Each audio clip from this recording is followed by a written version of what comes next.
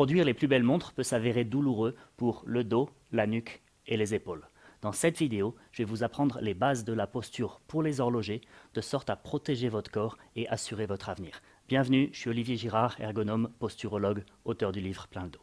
La plupart des douleurs que vous ressentez liées au travail sont pas liées à des accidents. C'est des phénomènes d'accumulation, et l'accumulation, c'est le produit de 4 facteurs.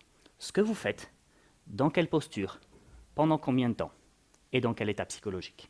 On va commencer avec l'état psychologique. L'état psychologique, c'est toujours la résultante d'une situation stressante avec une personnalité.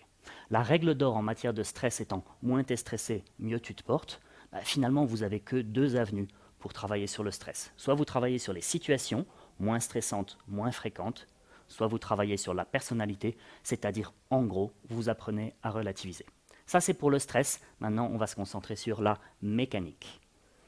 Chaque fois que vous voyez posture quelque part, il faut vous méfier, parce que posture a un double sens. Le premier sens de la posture, c'est qu'il y a 5 postures de base. Vous pouvez être assis, debout, couché, à 4 pattes, à genoux. La plupart des horlogers sont donc assis. Ceci dit, il vous suffit de visiter une manufacture d'horlogerie pour voir que pas 2 horlogers sont assis exactement de la même façon. Et ça, c'est le deuxième sens du mot posture.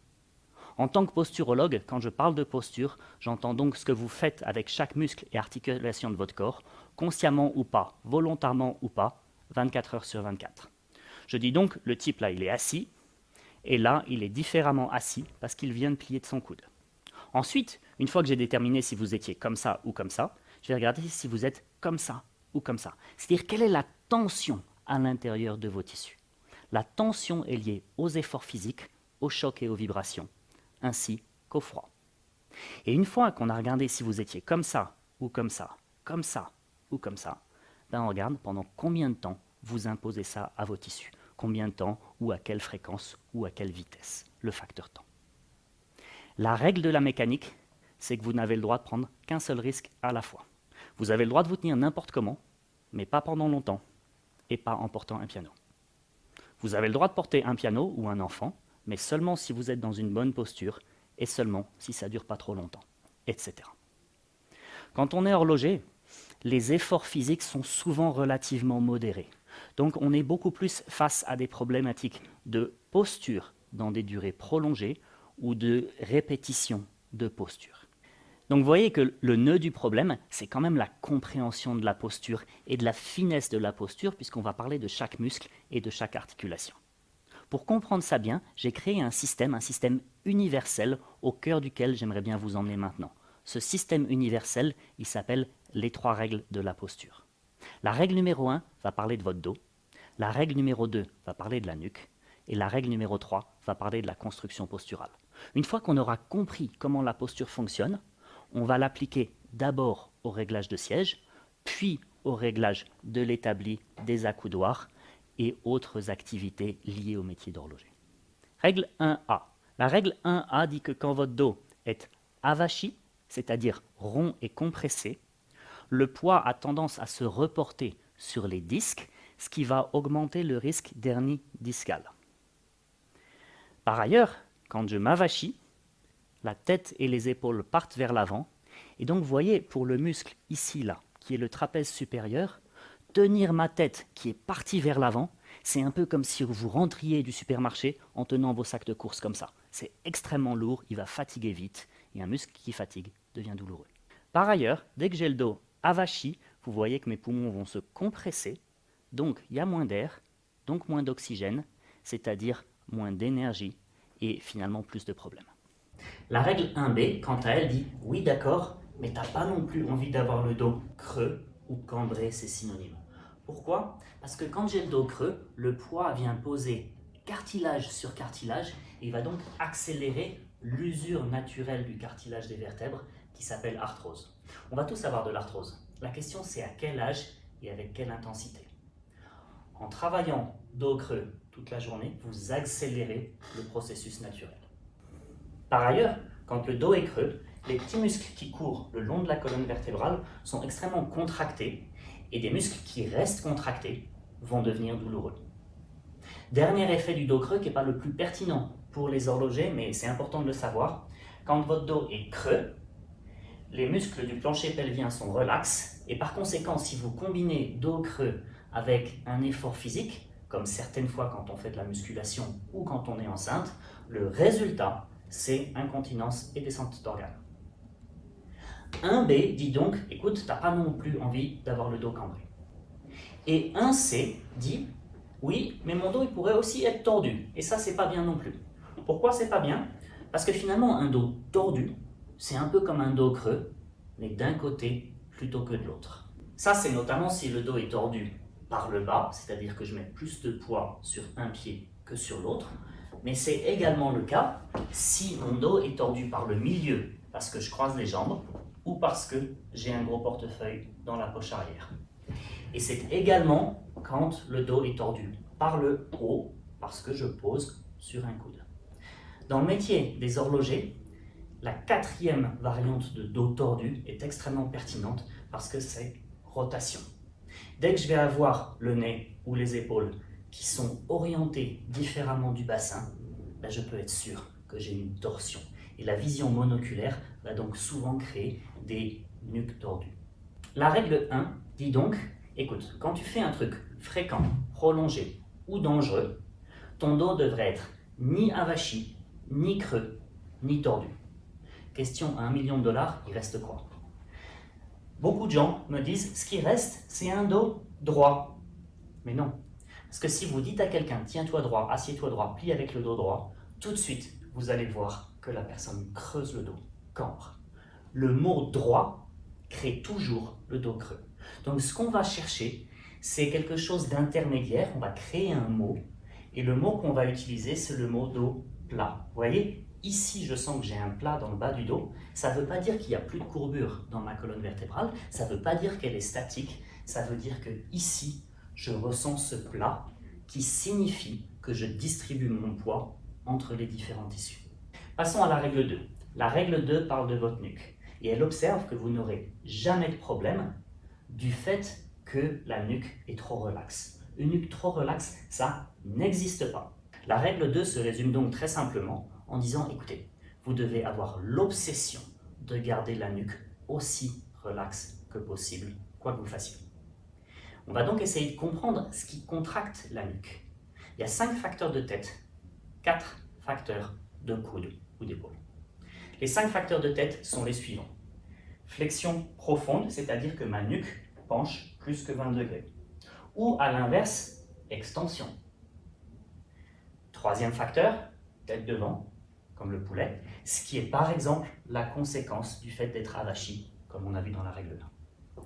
Et enfin, les 2 autres facteurs sont des facteurs d'asymétrie qui sont aussi couverts par la règle 1, c'est-à-dire flexion latérale, oreille sur l'épaule, ou torsion. Ça nous fait donc 5 facteurs de tête, à côté desquels on a 4 facteurs de coude. Regardez, les bras sont confortables entre 0 et 20 degrés sur le côté, ou entre 0 et 20 degrés sur l'avant. Au-delà de ça, ma nuque et mes épaules commencent à se contracter, ainsi que vers l'avant. Et idem, si je tire les coudes vers l'arrière, ou si je pose mon poids sur les coudes, ou que je hausse les épaules. En matière de coude, l'objectif va donc être de rester autant que faire se peut entre les 0 et 20 degrés de côté et 0 et 20 degrés vers l'avant. On va voir que chez les horlogers, c'est souvent pas tout à fait faisable, mais tout degré gagné est un bon degré. Vous voyez par ailleurs que la posture traditionnelle des horlogers est une source importante de douleur du fait de la position des coudes et comme je mentionnais tout à l'heure, la vision monoculaire rajoute une couche. Maintenant, vous savez tout sur les dos qui vont mal et sur les nuques qui vont mal. Ceci dit, vous ne savez toujours pas résoudre le problème. Et c'est pour ça qu'on a la règle 3. La règle 3 parle de la construction posturale. Elle observe que le corps, c'est quelque chose qui démarre de par terre et qui essaye comme il peut de lutter contre la gravité. Et donc la règle 3, qu'on pourrait appeler la règle de l'architecte ou la règle du maçon, dit si tu veux reconstruire le corps, il faut que tu démarres depuis le sol, un étage après l'autre. Une dalle, des murs, etc. En d'autres termes, je ne peux pas vous dire pourquoi la nuque fait mal tant que je n'ai pas été regarder ce sur quoi la nuque est montée. La rééducation posturale, c'est donc toujours extrêmement embêtant parce que ça prend du temps et ça prend de l'énergie. Maintenant, on va utiliser le système des 3 règles de la posture pour construire la posture assise. Je règle donc ma chaise loin de l'établi. Ce que je vais vous expliquer ici est donc valable certes pour les horlogers, mais en fait c'est la même chose quand on travaille sur écran. Reprenons la règle 3 qui dit qu'il faut commencer par les pieds. On va regarder ce qui se passe quand les pieds sont loin devant. Quand les pieds sont loin devant, mon dos a envie de s'avachir. C'est une simple règle de l'équilibre. Si quelque chose va devant, quelque chose d'autre doit aller derrière. Si à l'inverse, mes pieds sont sous la chaise, alors le dos creuse, le dos cambre. Si je veux ni l'un ni l'autre, mes talons doivent donc être verticalement sous les genoux. Vous observerez que si les genoux sont plus serrés que les pieds, mon dos a tendance à cambrer, tandis que si les genoux sont écartés et que les pieds sont serrés, j'ai tendance à m'avachir. La distance entre les chevilles doit donc être la même que la distance entre les rotules. Ça me permet d'être assis comme ça, notamment si je porte une jupe, comme ça, notamment si je suis enceinte, ou n'importe où entre les deux, tant que les talons restent dans les deux directions, verticalement sous les genoux. Ensuite, on monte d'un étage et on va donc s'intéresser aux genoux. Ce qui peut faire évoluer l'angle des genoux, c'est la hauteur de l'assise. Alors je vais monter la chaise aussi haut qu'elle peut aller pour voir ce qui se passe. Et vous voyez que, comme je ne suis pas un géant, j'ai les pieds qui partent du sol. Là, je vais avoir envie de glisser vers l'avant jusqu'à ce que je retrouve les pieds par terre. Et comme je suis loin du dossier, j'ai toute la place pour m'avachir. Ça, c'est l'impact d'être assis trop haut. Maintenant, regardons ce qui se passe quand on est assis trop bas. Pour aggraver les choses, on va lever un genou et vous allez ressentir beaucoup de pression dans la hanche. Cette pression étant inconfortable, le bassin va vouloir réouvrir et vous allez partir vers l'arrière. Vous allez donc avachir le dos, d'une part, mais également vous éloigner de votre montre. Et cette distance, il faudra bien la rattraper quelque part en tendant les bras et en mettant la tête vers l'avant. On viole donc à la fois la règle 1 et la règle 2. La définition de la bonne hauteur d'assise, c'est donc celle qui permet à votre hanche d'être confortable, au moins 90-90 degrés, tandis que les pieds restent par terre. Pour la trouver, on va donc mettre la chaise tout en haut, s'asseoir bien au fond et redescendre jusqu'à ce que les pieds, les talons, soient franchement par terre. C'est-à-dire que si quelqu'un avait sa main sous ma chaussure, il aurait mal. Montons encore d'un étage et intéressons-nous aux cuisses. Si vous pensez à votre canapé, qui est profond comme ça, alors que vos cuisses sont grandes comme ça, ben vous comprenez pourquoi sur le canapé, vous êtes très avachi. Sur les bonnes chaises, on peut régler la position avant-arrière de l'assise. L'inconvénient de l'avoir trop vers l'avant, c'est que d'une part, ça peut venir taper sous les genoux, derrière les genoux, et donc vous empêcher d'atteindre le dossier. D'autre part, sur certains modèles de chaises, pas sur tous, le trou qui sera ici sera si grand qu'en fait, quand vous êtes assis contre le dossier, vous auriez les fesses un peu en l'air, ce qui est très inconfortable. Donc en fait, l'idée c'est de dire, vous mettez la chaise au minimum, et si vous avez l'impression qu'il y a vraiment beaucoup trop d'espace derrière les genoux, alors vous pouvez avancer l'assise un cran après l'autre, tant que la pression que vous ressentez du dossier ne se réduit pas. On monte encore d'un cran, et maintenant, je vais m'intéresser à votre bassin. On va s'asseoir sur les mains, de sorte à sentir les os des fesses, qu'on appelle aussi les ischions. Je vais vous proposer de vous avachir et de sentir que les ischions passent devant vous. Si vous roulez sur les ischions, laissez votre buste suivre le mouvement, vous sentez qu'ici, vous avez pression max des os des fesses sur les mains. Et si vous allez trop loin, les os des fesses passent derrière vous, tandis que le dos creuse. Vous voyez que là, j'ai le dos qui est cambré. Il suffit donc de revenir sur les os des fesses pour avoir le dos plat. La deuxième façon de diagnostiquer le dos plat, c'est si je suis avachi, je peux sentir dans le bas du dos que les vertèbres sortent. C'est un peu comme si on caressait un crocodile. Et si je tourne sur les ischions, je vois que pile quand j'arrive sur les os des fesses, le crocodile passe à fleur d'eau. c'est-à-dire qu'il vient juste de disparaître. Et en dos creux, il plonge. Il faut donc faire apparaître le crocodile et tourner le bassin jusqu'à ce que le crocodile disparaisse tout juste. Sur cette chaise-ci, on peut également régler l'angle de l'assise. Vous voyez, là l'assise passe vers l'avant et elle peut aller un petit peu vers l'arrière, mais très peu. Si l'assise est trop vers l'arrière, vous allez sentir que le bassin a tendance à rouler et arrondir le dos. Si elle est trop vers l'avant, alors il va se passer le contraire, le bassin va rouler dans l'autre sens et le dos pourrait avoir tendance à creuser. Il y a deux situations dans lesquelles il est pratique d'incliner l'assise très légèrement vers l'avant. Première situation, parce que par exemple je travaille au binoculaire et donc je veux m'approcher un petit peu du binoculaire, mais l'angle ne doit pas être extrême. Deuxième situation, si la chaise est très légèrement trop haute pour moi et que je ne réussis pas à la baisser parce que je suis en bout de course au niveau du vérin, incliner légèrement l'assise va me permettre de retrouver le sol. Mais à nouveau, on parle d'une inclinaison légère.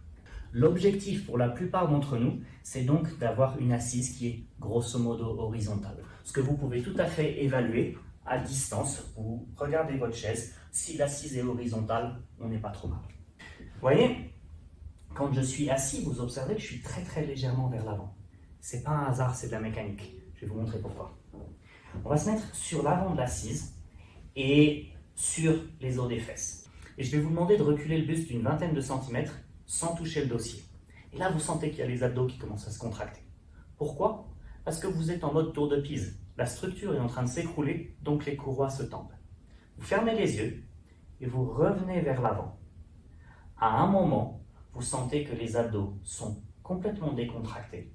Et là, vous réouvrez les yeux. Et vous voyez que votre centre de gravité, le centre de gravité de votre buste, est revenu au-dessus de vos fondations. Donc là, je suis bien assis. Ceci dit, je ne vais pas tenir longtemps comme ça. Je ne vais pas tenir longtemps parce que dans pas longtemps, mon bassin va vouloir s'avachir sous l'effet de la gravité. Décomposons ce qui se passe. Vous voyez qu'il s'agit là d'une rotation du bassin vers l'arrière. Si je veux l'éviter, facile. Il suffit que je mette quelque chose de solide derrière mon bassin. Ce quelque chose de solide, c'est ce qu'on appelle, à tort, un support lombaire. Parce que je ne cherche pas à soutenir les lombaires, le creux du dos, je cherche à soutenir un cran en dessous, la ceinture.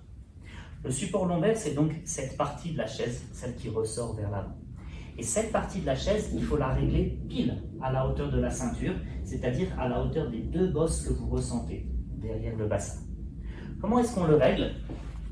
En appuyant sur le bouton ici à l'arrière, vous mettez le dossier tout en haut. Vous allez caler vos fesses au fond, puis vous descendez le dossier jusqu'à ce qu'il bloque par lui-même. Il bloque parce qu'il vient d'arriver sur votre ceinture. Là, mon dossier est donc réglé à la bonne hauteur. Le dernier paramètre qu'il nous reste à régler est l'angle du dossier. Si le dossier est très vers l'arrière, moi aussi, donc je suis loin de ma montre. Je ne vous dis pas qu'il faut se sentir compressé non plus, mais un entre-deux qui me permet de rester très légèrement vers l'avant est certainement ce que je souhaite. Vous avez naturellement également la possibilité de débloquer le dossier et d'ajuster la résistance, ici cette molette-là, pour que la chaise vous tienne sans vous pousser ni dans un sens, ni vous laisser partir dans l'autre sens. D'accord? Donc l'idée c'est je donne mon poids à la chaise et il ne faut pas qu'elle bouge quand moi je lui impose mon poids. J'ai donc réglé la chaise à mon corps. L'étape d'après c'est d'amener l'ensemble vers l'établi, d'ajuster la distance, puis d'ajuster la hauteur. Si je suis trop loin de l'établi, je vais avoir tendance à travailler comme ça. Mais si je suis trop près de l'établi, regardez ce qui se passe. Je débloque la chaise pour qu'elle réagisse.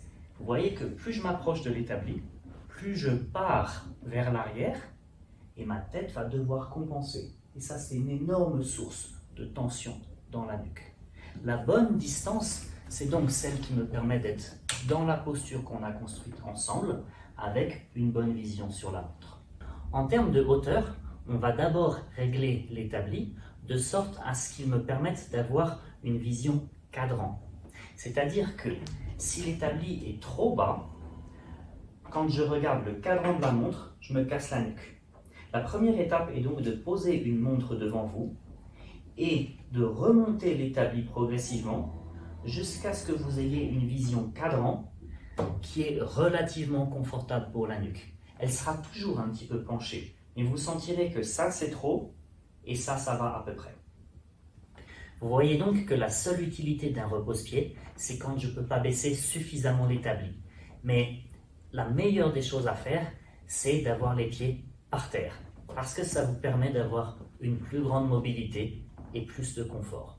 Donc, premier conseil, le repose-pied, c'est que si je ne réussis pas à baisser suffisamment l'établi. Par ailleurs, deuxième conseil, l'établi doit être réglé à l'utilisateur.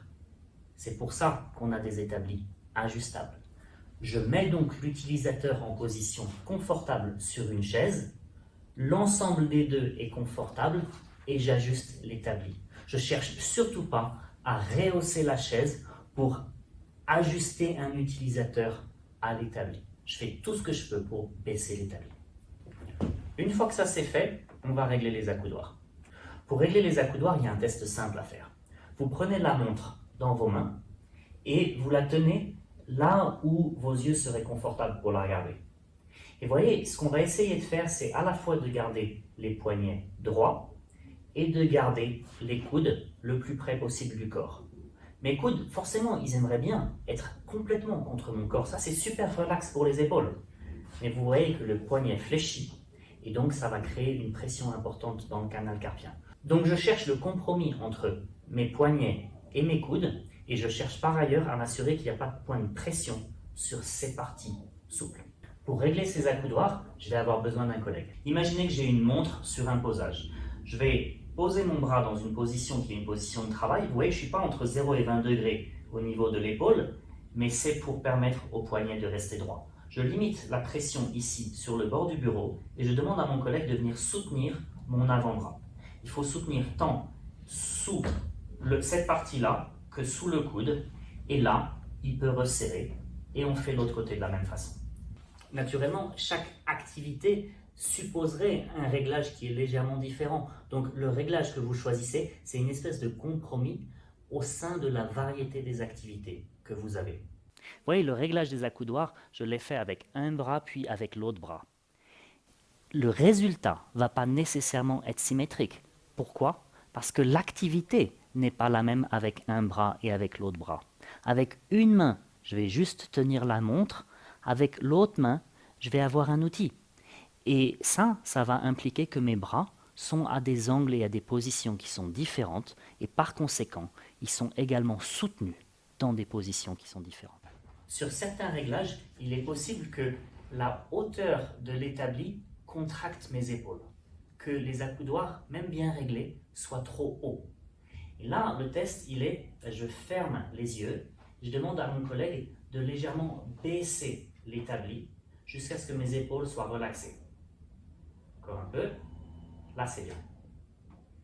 Si mon collègue vient de baisser l'établi de 4 cm, je le laisse ici et je crée un posage de 4 cm qui va être le posage de base, le posage numéro 1 pour la vision cadran. Et quand je dois avoir une vision poussoir de la montre, alors je laisse l'établi et les accoudoirs là où ils sont et je mets un deuxième posage pour rehausser la montre, mais seulement la montre. Vous voyez à la longueur de cette vidéo que le processus de réglage du poste de travail prend quelques minutes. Mais croyez-moi, avoir mal à l'épaule, ça prend plus que quelques minutes. Une épaule, c'est 6 à 12 mois. Donc ça vaut le coup de prendre le temps de bien régler l'établi, de bien régler la chaise, de bien travailler votre posture. On sait que c'est une espèce de moyenne entre toutes vos activités et par conséquent, la deuxième mesure à prendre, c'est une mesure organisationnelle qui correspond à prendre des pauses suffisamment fréquentes. Mon conseil de base, il est essayer de vous lever toutes les demi-heures. Ça ne veut pas dire de faire une demi-heure de pause toutes les demi-heures, ça veut dire de se lever pour aller chercher un outil, pour aller demander une information ou quelque chose comme ça. Cette vidéo, même si elle a été tournée avec du matériel de très haute qualité grâce à des partenaires, elle a pour vocation d'être distribuée largement. Et si vous avez mal, ne restez pas trop longtemps seul, allez le plus vite possible chercher les conseils et l'assistance de votre service de santé au travail.